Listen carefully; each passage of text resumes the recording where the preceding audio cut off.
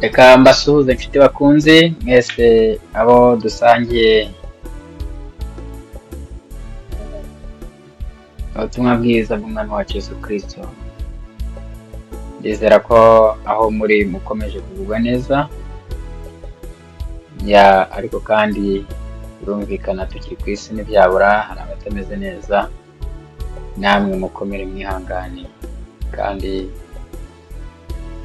umunsi biba bimeze neza nyine ejo bikaba bimeze nabi, cyangwa se umunsi bikaba bimeze nabi ejo bikaba bimeze neza, ariko icy'ingenzi turasabwa kwihangana tugategereza umwami wacu Yesu Kristo, dufite ibyiringiro bizima by'uko umunsi azaza igihe azerekanwa natwe tuzasa nawe. Imana rero iduhana umugisha. Nongeye kubararika muri aya magambo makeya, ngira ngo tuganireho asa nkaho ari icyigisho cy'uyu munsi, aho ngira ngo dufatanyirize hamwe kuyumva, kandi buri wese ayagira uruhare mu gutanga inyunganizi, haba mu Kirundi ndetse n'Ikinyarwanda. Kandi rero reka mikaze abashyitsi bacu, ndavuga abantu bashya kuri uru rubuga rwacu dukoreraho. Hari abo tumaze kubona bamaze kwiyunga natwe. Uru rubuga nirwo twigiraho ijambo ry'Imana, haba mu byigisho byanditse, mu bibwirizwa bigiye bitandukanye, mu mashusho afite icyo yigisha, mu ndirimbo z'Ikinyarwanda n'Ikirundi, ndetse n'uburyo bwo gusoma ibitabo bigiye bitandukanye bigaragaramo ijambo ry'Imana. Nta kindi rero dukoreraho, ni icyo ngicyo. Ku bashyitsi bacu bose mwumve ko namwe mudahejwe, ubundi dutanga ibitekerezo bigiye bitandukanye, kandi buri wese yaba afite n'ikibazo akaba yakibaza. Ntugatinye, hano ntawe ukwiye gutinya undi. Rwose ubajije ibijyanye no kugira ngo twese twunguke, cyangwa ugire icyo wunguka ku birebana n'icyo Imana itubwira, numva byaba bisobanutse tutagiye kure y'icyo tugendereye. Rero ndabaha ikaze nyine, ariko mbere y'uko twinjira muri aya magambo tugiye kuba turebera hamwe, ndagira ngo mbasabe mwese twicishe bugufi, twumve icyo umwuka atubwira, ariko kandi tubanze twiragize Imana. Twiragize Imana, turimo turarebera hamwe amagambo ajyanye n'umuzuko wa Kristo. Umuzuko wa Kristo, cyangwa se igihe tuzaba dutsinda urupfu buheruka, aricyo Kristo yadukoreye. Igihe Yesu yavuga ngo unyizera naho yaba yarapfuye azabaho, kandi umuntu wese ukiriho unyizera ntazapfa iteka ryose. Imana ishimwe cyane. Urakoze Mana yacu, Data twese uri mu ijuru, izina ryawe niryubahwe, ubwami bwawe nibuze, ibyo ushakaho mu isi nk'uko ubaho mu ijuru. Turagarutse kandi tugarutse imbere yawe muri uyu mwanya, aho tugiye kumva ijambo wandikishije.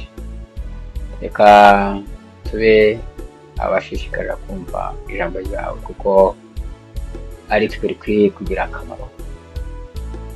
Hanyuma umwuka wawe wera abe ari we urushaho gusaba intekerezo zacu, atubere umwigisha mukuru. Nitubyumva tukabyitondera tukabyumvira, Mwami Imana bikaduhesha umwiteguro uhamye, turabigushimira.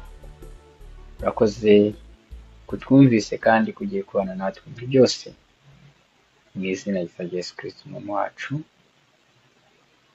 bisabye nizeye mbishimira. Amen. Amen. Murakoze cyane.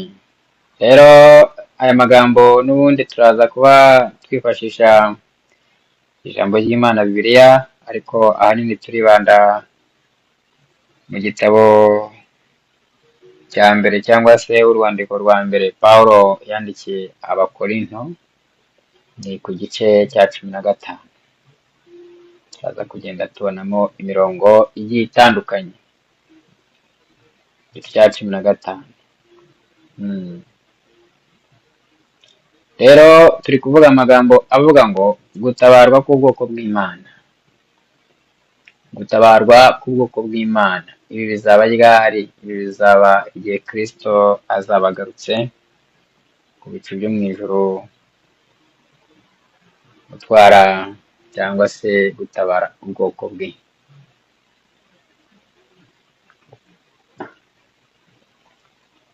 Rero tubona ko ubumana bwa Yesu ari ubwishingizi ku mwizera wese ko afite ubugingo buhoraho.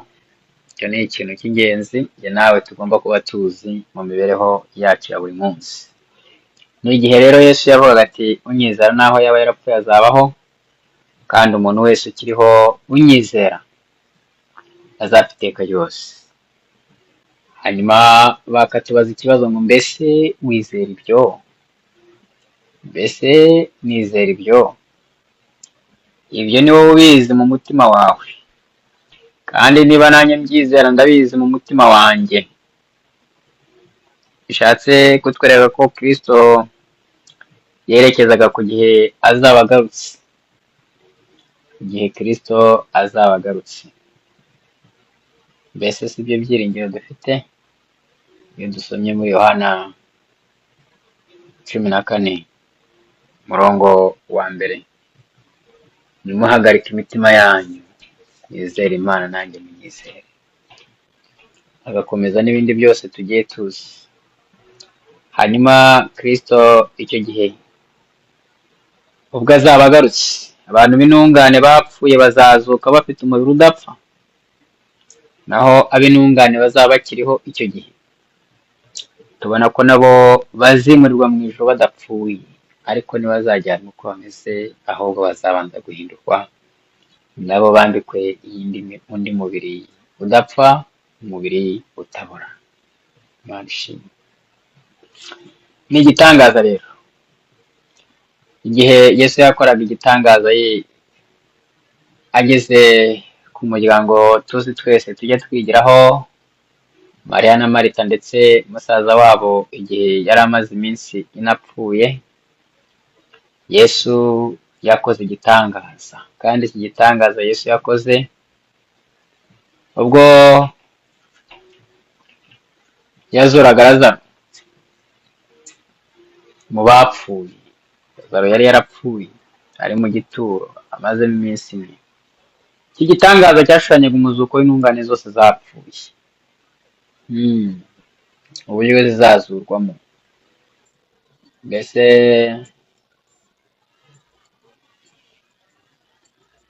Lazaro ubwo yazurwaga yazutse afite uwuhe mubiri? Mbese yazutse yambaye umubiri w'ab'ijuru, cyangwa yazutse afite umubiri nk'uwo yapfanye? Rero hari amagambo ngira ngo gusangize.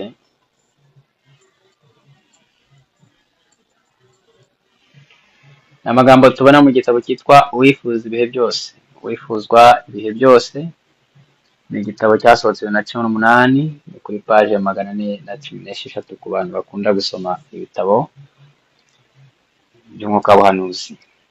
Baratubwira ngo ahangaha ngiye gusoma aya magambo, ariko wibuke ko dushingiye mu gitabo Pawulo yandikiye Abakorinto, igitabo cya mbere, urwa mbere rw'Abikorino, igice cya 15, aho tuza kuba turebera hamwe umurongo wa 55, ndetse tugomba kuza kuba turebera hamwe umurongo wa 14, aho tuza kuba turebera hamwe ndetse n'umurongo 52, 53. Rwose ayo masomo ndumva ariho agenda aboneka cyane. Baratubwira ngo iki rero, ndetse na 15:32 naho hashobora kuba andi magambo yagufasha ushaka kugira byinshi usoma. Baratubwira ngo isi yahinze umushyitsi cyane ubwo umwana w'Imana yahamagaraga abakiranutsi basinziriye ngo bazuke.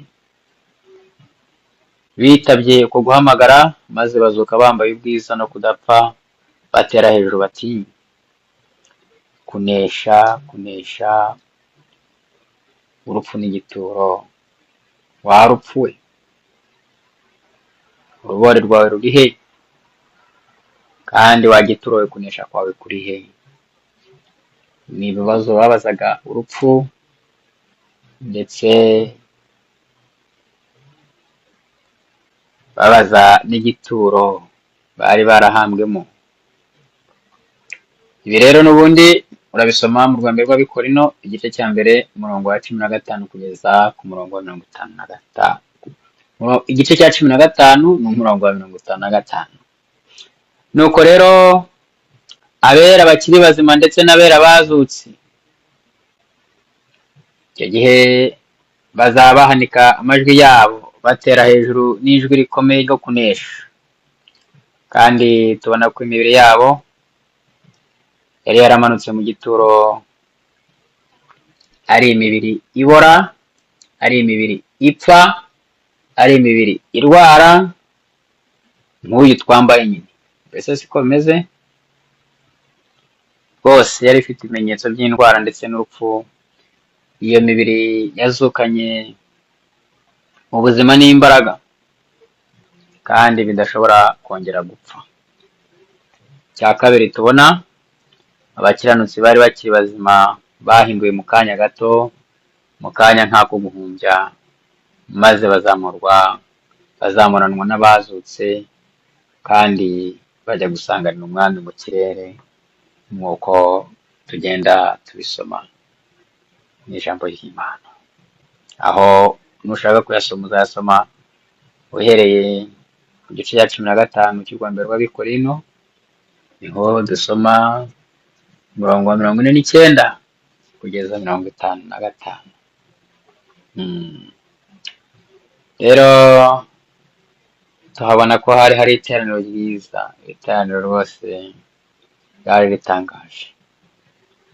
Kumva abantu bapfuye bazutse, kumva abantu bakiriho babonye ababo bapfuye bazuka bakongera kubonana, inshuti zari zaratandukanyijwe n'urupfu zongeye kubonana, kandi bongera kubonana no kubana ubutazongera gutandukana. Mbese ntibishimishije? Yemwe birashimishije, biranezeza, kandi bigomba natwe kudutera ibyiringiro. Rwose bigomba kudutera ibyiringiro kugira ngo natwe tuzaboneke kuri uwo mugabane. Niba dupfuye dupfe dukiranutse, kugira ngo tuzabashe kuzurwa. Kandi niba sinavuga ngo njye nzaba nyiriho cyangwa uzaba ukiriho, ibyo bizwi na Kristo, ariko abazaba bakiriho nk'uko tubibona igihe azaba agarutse bakiranuka, bakabasha kongera guhura n'abazaba bazutse, rwose bizaba ari ibyishimo bitavugwa. Imana idufashe kandi dukomeze natwe kugira ibyo byiringiro. Rero hari ibibazo hano ngira ngo duse naho dusorezaho. Ni ibibazo 4 gusigira kugira ngo nawe usigare wiga, aho tugiye gushingira mu gitabo cy'Ibyakozwe n'Intumwa igice cya mbere, ni ku murongo wa 22 amagambo Pawulo avuga, aho tubwirwa ngo ntimutekereze ku bantu bari barabonye umuzuko wa Kristo. None se ni mu buhe buryo nyuma y'imyaka ijya kungana n'ibihumbi 2 icyo gikorwa kibaye, twebwe dushobora kuba abahamya b'uwo muzuko? Mubitekerezeho, ni gute ushobora kuba umuhamya w'uwo muzuko nyuma y'iki gikorwa cyabaye imyaka 2,000 ishize? Hanyuma ikibazo cya kabiri kiravuga ngo kuko umuzuko wa Kristo ari umugabane umwe mu migabane igize ubutumwa bwiza, nk'uko tubibona mu Rwanda rw'Abikorino igice cya 15 hereye ku murongo wa 1 ukageza ku murongo wa 4. Umuzuko uramutse utarabayeho, umuzuko tuvuga uramutse utarabayeho ari amagambo kubwira abantu iby'urupfu rwa Kristo n'ibyaba bifite akamaro. Pawulo n'ubundi yabigarutseho mu rwambere rw'Abikorino igice cya 15 umurongo wa 14. Ariko ikibazo ni iki? Urupfu rwa Kristo ubwarwo ntacyo rwaba rumaze. Kubera iki? Kubera iki ntacyo rwaba rumaze? Ndagusaba rero igisubizo utanga, kandi nanjye igisubizo natanga kuri iki kibazo cyaba kivuze iki ku birebana n'imbaraga iri mu muzuko wa Kristo? Ni ikibazo nawe ugomba gusubiza. Cya gatatu, tubona ko iyo dutekereje ku magambo ya Pawulo, aya magambo adutera kwibaza agira ati, niba bapfuye batazuka, reka twirire twinywere kuko ejo tuzapfa. Nkuko Pawulo abyandika mu rwambere rw'Abikorino ku gice cya 15 umurongo wa 32.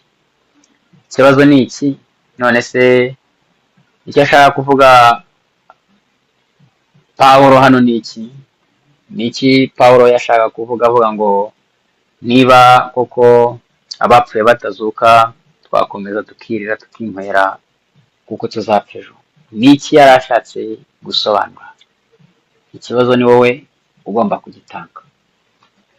Rero ikibazo cya kane, kandi ari nk'inama, birasaba ko aho twigira ijambo ry'Imana, haba kuri uru rubuga ndetse mu ngo zacu, mu materaniro aho duteranira, aho tuba turi kumwe na bagenzi bacu, ibiganiro tugira bisa naho biduhugura ngo tubashe kumenya icyo umwuka w'Imana avugira muri twebwe.